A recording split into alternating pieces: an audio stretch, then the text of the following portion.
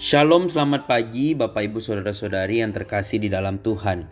Kita bersyukur Gema Kabar Baik kembali menyapa kita hari ini, Senin 14 Juli 2025. Dan Gema Kabar Baik kita pada hari ini disadur dari santapan harian. Firman Tuhan di dalam Kisah Para Rasul pasal 25 ayat 19 sampai 20, demikianlah firman Tuhan. Tetapi mereka hanya berselisih paham dengan dia tentang soal-soal agama mereka dan tentang seorang bernama Yesus yang sudah mati. Sedangkan Paulus katakan dengan pasti bahwa ia hidup. Karena aku ragu-ragu bagaimana aku harus memeriksa perkara-perkara seperti itu, aku menanyakan apakah ia mau pergi ke Yerusalem supaya perkaranya dihakimi di situ. Bapak Ibu Saudara, dengan apa hidup kita dapat diibaratkan bila kita tidak mengenal Tuhan? Hidup kita akan sama seperti sehelai plastik di lautan yang terombang-ambing kian kemari dihempas oleh ombak. Demikianlah perilaku yang terlihat pada Festus ketika ia menangani perkara Paulus.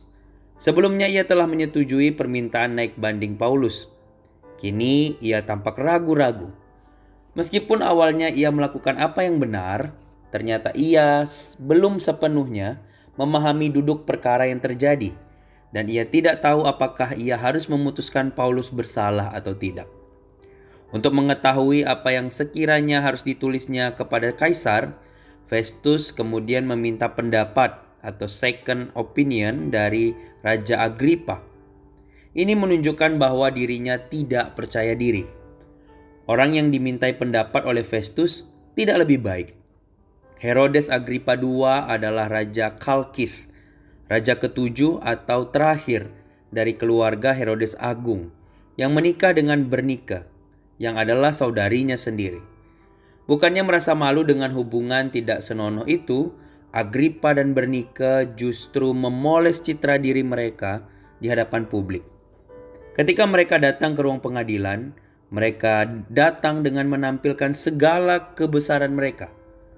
Sayangnya, itu sekedar pertunjukan hampa dari orang-orang yang tak percaya diri. Janganlah kita berperilaku seolah-olah kita memiliki hikmat, padahal sebenarnya tidak. Orang yang sungguh-sungguh berhikmat pasti percaya diri. Saat Anda mengambil sebuah keputusan, jalanilah keputusan itu dengan percaya diri.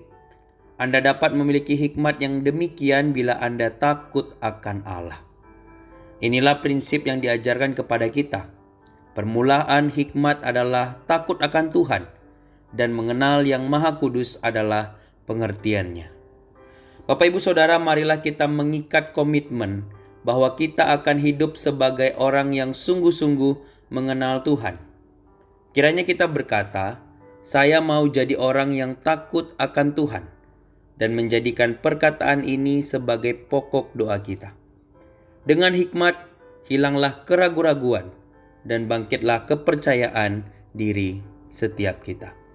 Kiranya Tuhan menolong setiap kita untuk terus hidup benar di hadapan Tuhan. Amin. Kebenaran firman Tuhan, mari kita bersatu di dalam doa. Bapa di surga, kami bersyukur untuk hari yang baru yang Kau berikan kepada setiap kami. Kami juga bersyukur untuk firman-Mu pada pagi hari ini yang boleh kembali mengingatkan kami tentang pentingnya kami hidup benar di hadapan Tuhan. Kami rindu supaya kami boleh punya hikmat, dan kami mau hikmat itu dimulai dari sikap hati yang sungguh-sungguh takut akan Tuhan.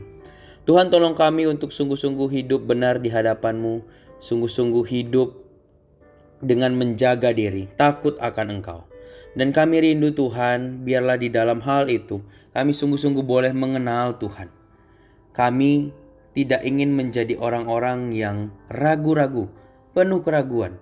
Tetapi kami optimis ketika kami bersama-sama dengan Tuhan. Maka Tuhan pasti menyertai setiap kami. Tuhan, kami mohon hikmat yang daripada-Mu, supaya kami boleh terus bisa membedakan mana yang seturut dengan firman dan mana yang tidak. Dan dengan demikian kami sungguh-sungguh boleh berdiri bersama-sama dengan Tuhan saja, berada di pihaknya Tuhan. Menyerahkan kegiatan kami sepanjang hari ini ke dalam tangan-Mu. Engkau pimpin dan berkati kami. sungguh-sungguh boleh menjadi berkat bagi orang lain, dan sungguh-sungguh boleh memuliakan Tuhan saja. Terima kasih Tuhan. Ini doa kami, ini syukur kami. Di dalam nama Tuhan Yesus Kristus, Tuhan dan Juru Selamat kami yang hidup, kami berdoa dan bersyukur. Amin. Selamat pagi Bapak Ibu Saudara semua. Selamat beraktivitas, tetap jaga kesehatan. Teruslah hidup benar di hadapan Tuhan. Shalom.